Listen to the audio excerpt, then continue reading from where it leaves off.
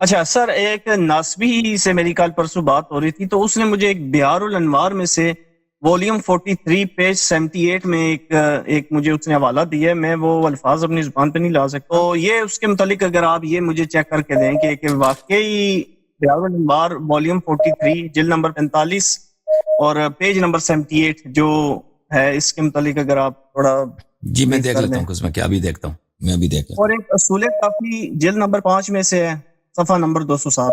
یہ مثلا ایسی باتیں ہیں کہ میں زبان پر نہیں لانا چاہتا، کافی معاذ اللہ. دیکھیں جلد نمبر 43 صفحہ نمبر 78 میں آپ کو دکھا دوں. یہ عزیزو بہار الانوار ہے، جلد نمبر 43 اور ہے تراث العربی جملہ 43، اس میں صفحہ نمبر 78 آپ کو لے کے چلتے ہیں. صفحہ نمبر 78 یہ بھائی صفحہ نمبر 77 ہے. حدیث یہاں پہ حدیث نمبر 64 یہاں سے شروع ہوتی ہے.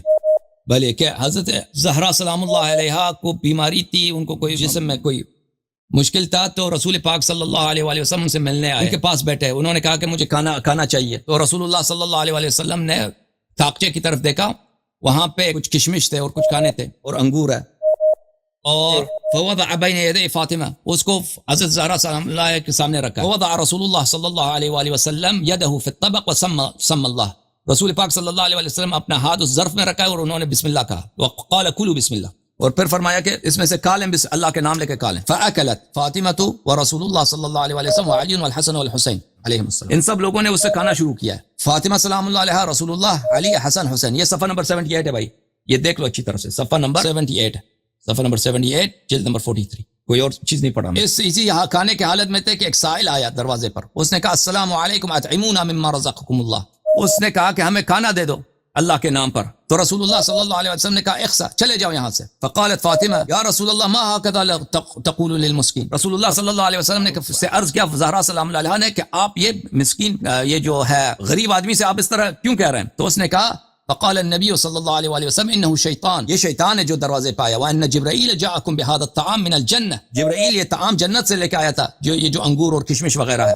فاراد الشیطان ان یصیب منه ما كان ينبغي ذلك ينبغي له، اور یہ شیطان جو تھا وہ جنت کے کھانے سے کھانا چاہ رہا تھا تو اس کے لیے حرام ہے، اس لیے میں نے کہا اخسا، میں نے کہا کہ دور ہو جا، دفع ہو جائے یہاں سے. وان حذیفہ نے کہا كان النبي صلی اللہ علیہ وسلم لا ينام حتى يقبل عرض وجنة فاطمة او بین ثدییہا، کہ رسول اللہ صلی اللہ علیہ وسلم اس وقت تک نہیں سوتے تھے. وجنہ اس کو بولتے ہیں، وجنتین اس کو، کہ اپنی بیٹی کا یہ کیا ہے وجنہ، وہ بوسہ نہ دیتے، یا بین ثدییہا، یا ان کے سینے پہ بوسہ نہ دیں، ان کے چھاتی پہ بوسہ دیتے وہ سو جاتے. اب یہ جو حذیفہ کی حدیث ہے ان حذیفہ، یہ شیعوں کی حدیث نہیں ہے. حذیفہ سے جو ہمارے صحابہ سے جو روایت آتے ہیں وہ ہمارے روایت نہیں ہوتے اہل بیت علیہ السلام کے. ہمارے علماء اپنے کتب میں کچھ روایت داخل کرتے ہیں مخالفین کے کتب سے، تو اس میں یہ ہے.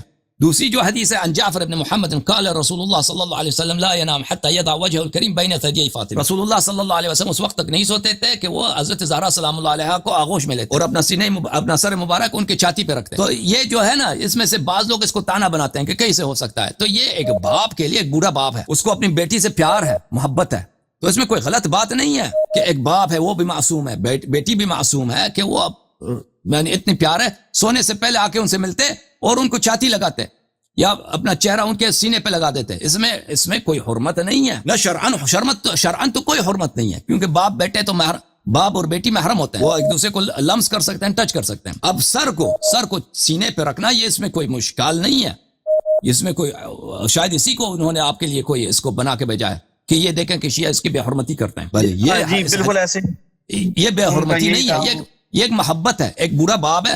رسول اللہ صلی اللہ علیہ وسلم جب مدینے آئے تھے تو ان کی عمر 53 سال 53 سال تھی.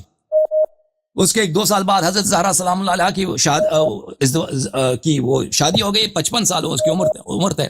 بیٹی بھی چھوٹی عمر میں شادی کی حضرت زہرا سلام اللہ علیہ، 9 سال ان کی عمر تھی، شادی کرا دی. تو اگر اس عمر میں باپ کو پیار ہے، باپ معصوم ہے، سید انبیاء ہے، بیٹی سیدۃ النساء العالمین، ان سے محبت کرے. اور حدیث میں بہت ہے کہ رسول اللہ صلی اللہ علیہ وسلم جنت کے خوشبو کے وہ مشتاق ہوتے تھے، اشتیاق ہوتی تھی، تو حضرت زہرا سلام اللہ علیہ کو یاد کرتے تھے اور ان کی بو سے جنت کی یاد آتی تھی. تو اگر اس طرح کا ہو، یہ اس میں کوئی اشکال نہیں، مگر یہ کسی دل کے کوئی شخص اس کو بہانہ بنا دے یعنی اس کو بہانہ بنا دے تو بہانہ بنا سکتے ہیں، لیکن اس میں بالکل ایسی کوئی بات نہیں ہے. اب اگر میری کوئی دنیا میں بیٹی نہیں ہے، اگر میری بیٹی ہوتی تو میں خود اپنی بیٹی کو آغوش بھی لگا دیتا. میں اس کو گود میں بھی لگا دیتا, اس کو چومتا بھی, اس میں کوئی ایسی بات نہیں ہے. اگر بیٹی بڑی ہو گئی ہے تو بڑی جوان بیٹی کو باپ جو بوڑھا ہے اس کو آغوش میں لے لے, یعنی گلہ لگا دے, اس میں کوئی حرمت نہیں ہے بھائی, نہ شرعن حرمت ہے اور نہ شریعت میں تو کوئی حرمت نہیں ہے, عرف میں بھی اس کی کوئی قبح نہیں ہے. اچھا پھر آپ نے کہا کافی میں کون سی جلد ہے؟ سورہ کافی جلد نمبر 5 ہے جی, نمبر 207 ہے. یہ جلد نمبر 5 ہے, صفحہ نمبر 260, کتاب اصول کافی, فروع الکافی. جی جی, الفروع من الکافی, کافی ہے بالکل. اصول کافی نہیں, فروع کافی.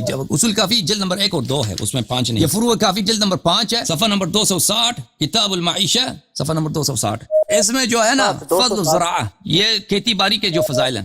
اللہ تعالیٰ نے ان اللہ اختار لانبیاء الحرث والزرع, اللہ تعالیٰ نے زراعت کو, کھیتی باڑی کو اپنے انبیاء کے لیے انتخاب کیا ہے. کہ لا یکرہوا شیئا من قطر السماء, تاکہ ان کو آسمان سے جو بھی نازل آتا ہے ان کو وہ برا نہ لگے. سر کیا حدیث ہے, اس میں کوئی ایسی چیز نہیں ہے. نہیں پھر ٹھیک ہے سر, پھر اس نے غلط بیانی کی ہے اس بندے نے میرے ساتھ بہت بڑی, کیونکہ جو مجھے بھیجا گیا ہے اصول کافی جلد نمبر 5 ہے, تو آپ کہہ رہے ہیں یہ تو جلد نمبر 5 تو ہے ہی نہیں اصول کافی میں. تو پھر اصول کافی میں جلد 5 نہیں ہے بھائی, کسی بھی چھاپ میں دنیا میں جتنے چھاپے گئے اصول کافی اس میں جلد 5 نہیں ہے. جلد 1 2 ہے, 5 نہیں. وہ جلد نمبر 5 پھر وہ فروع کافی بن جاتا ہے.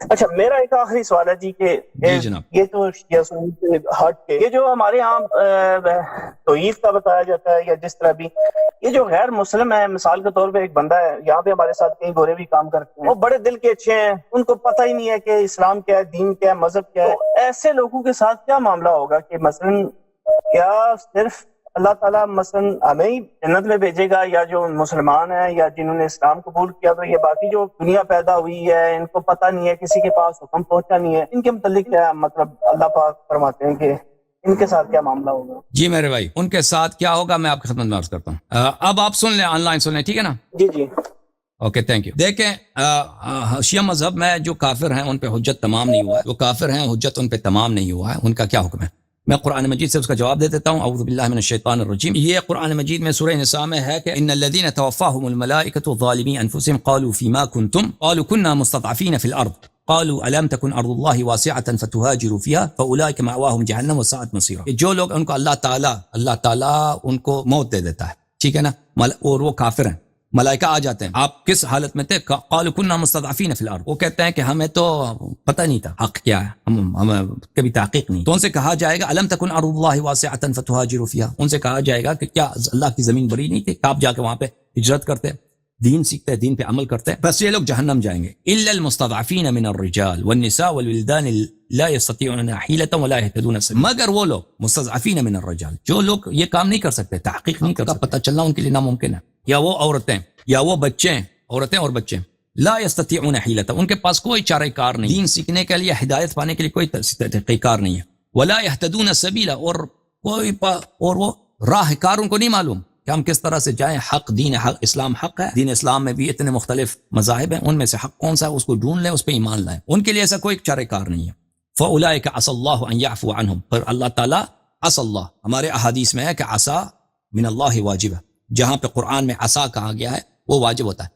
شاید سے مراد ہے یعنی حتماً اللہ تعالیٰ ان کی مغفرت کرے گا. وکان اللہ عفوا غفورا, اور اللہ عفو اور غفور ہے. اللہ کے ایسے بندے جو مثلا وہ نہیں کر سکتے, مسلمان نہیں بن سکتے, ٹھیک ہے نا, مثلا ایسے گورے بہت ہیں کہ دل کے اچھے ہیں, مسلمان نہیں بن سکتے. کیوں مسلمان نہیں بن سکتے؟ کیونکہ ان کے لیے ممکن نہیں ہے کہ وہ سمجھ لیں کہ اسلام ایک بہتر دین ہے, کیونکہ مسلمانوں کی ایک ایسی اپنی حرکت ہے نا مسلمان کوئی بنے کیوں, مسلمانوں کے کرتوت دیکھو نا, کوئی کیوں مسلمان بنے؟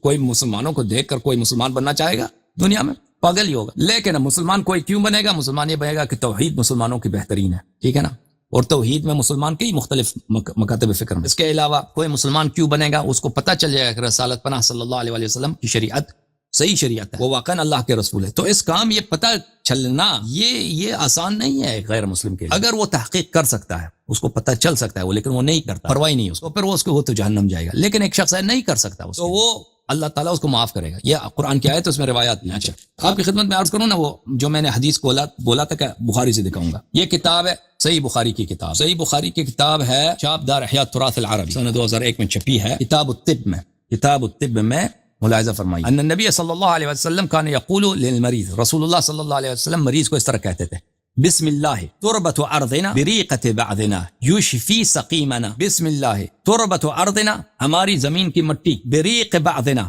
ہمارے لعاب دہن کے ساتھ، ہماری زمین کی مٹی ہمارے لعاب دہن کے ساتھ، یشفی سقیمنا باذن ربنا، ہمارے مریض کو شفا دیتی ہے اللہ کے اذن سے. یہ بخاری کی حدیث ہے، بخاری کے بعد کہ ہماری زمین کی مٹی ہماری تھوک کے ساتھ، ہمارے لعاب دہن کے ساتھ ملایا جائے، ہمارے مریض کو شفا ہو جاتی ہے باذن اللہ تبارک و تعالی. تو رسول پاک صلی اللہ علیہ وسلم کا جو خاک پا ہے وہ شفا دے دیتی ہے، یہ بخاری کی حدیث ہے، لیکن ان سے طلب نہیں کر سکتے، ان سے طلب نہیں